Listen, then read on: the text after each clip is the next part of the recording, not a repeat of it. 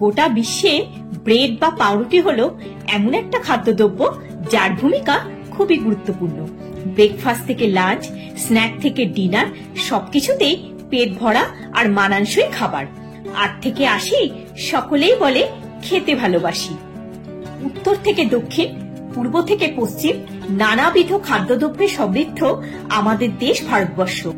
মহারাষ্ট্রের রাজধানী বম্বে বা অধুনা মুম্বাই হলো ব্রেড দিয়ে বানানো নানা রকম স্ট্রিট ফুডের জন্য বিখ্যাত।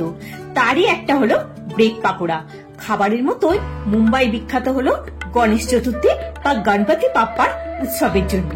আমার চ্যানেলে গরু দাদার মোস্ট ফেভারিট মোদক রেসিপি দেওয়া আছে, চাইলে দেখে নিতে পারেন। ভিডিও লিঙ্কটা ডেসক্রিপশন বক্সে দেওয়া থাকছে। গত শুক্রবার শুরু হয়েছে গণেশ চতুর্থী।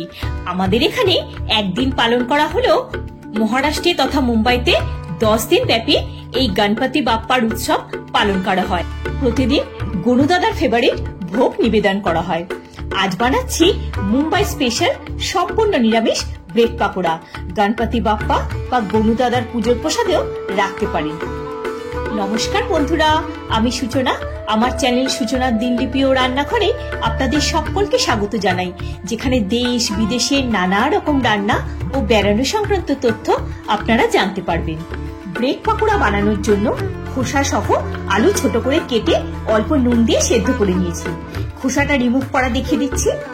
ছুরি দিয়ে সেদ্ধ আলুর খোসা ছাড়ালে অনেক ক্ষেত্রে আলু কিছুটা ওয়েস্ট হয়, সেক্ষেত্রে একটা চামচ দিয়ে এইভাবে খোসাটা রিমুভ করে নিলে আলুটা নষ্ট হবে না।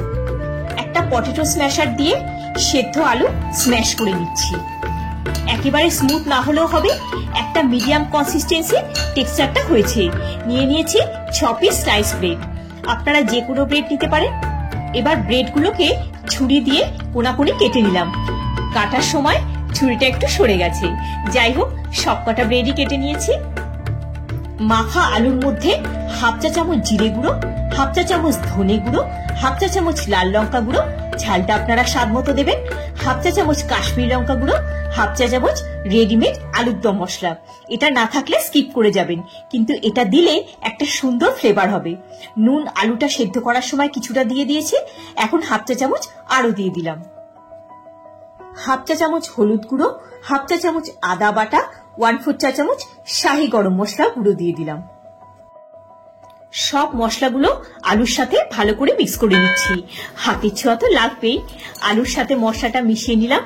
পুদিনা ফ্লেভারে রোস্টেড পিনাট দিয়ে দিলাম, না থাকলে নর্মাল চিনেবাদাম ভাজাও দিতে পারেন। বাদামটাও মশলার সাথে মিক্স করে নিলাম।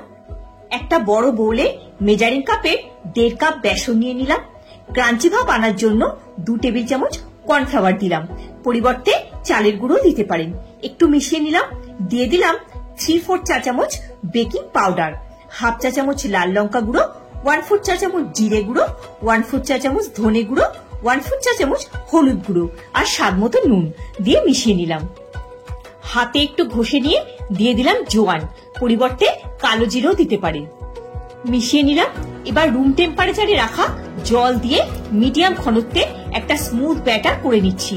প্রথমে স্প্যাচুলা দিয়ে মিক্স করে নিচ্ছি, তারপর হুইস্কার দিয়ে স্মুথ ব্যাটার তৈরি করে নেব।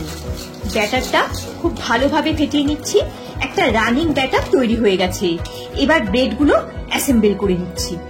এখানে ধনে পাতা, পুদিনা, তেঁতুল দেওয়া একটা রেডিমেড চাটনি নিয়েছি।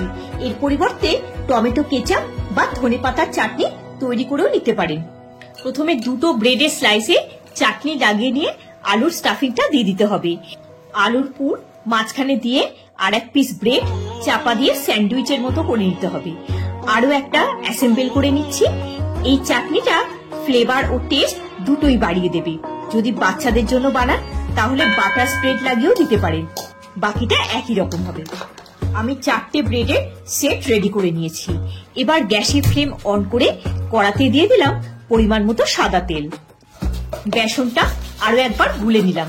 ব্যাটারে গরম তেল 1 চা চামচ দিয়ে মিশিয়ে নিলাম। এবার আলুর পুর ভরা ব্রেড ব্যাটারে ডুবিয়ে গরম তেলে দিয়ে দিলাম।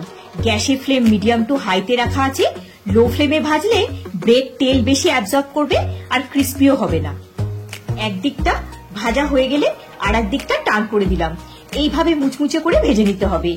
এটা এতটাই টেস্টি, বাচ্চাদের টিফিনে বা বড়দের লাঞ্চ বক্সেও দিতে পারেন, আর অতিথি আসলেও গরম গরম চায়ের সাথে সার্ভ করতে পারেন। ব্রেড পাকোড়া ভাজা হয়ে গেছে, তুলে নিলাম।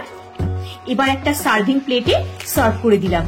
সস দিয়ে মুচমুচে গরম গরম ব্রেড পাকোড়া এনজয় করতে পারেন। একটা কেটে দেখিয়ে দিচ্ছি, উপর থেকে ক্রিস্পি আর ভেতরে টেস্টি পুরে ভরা।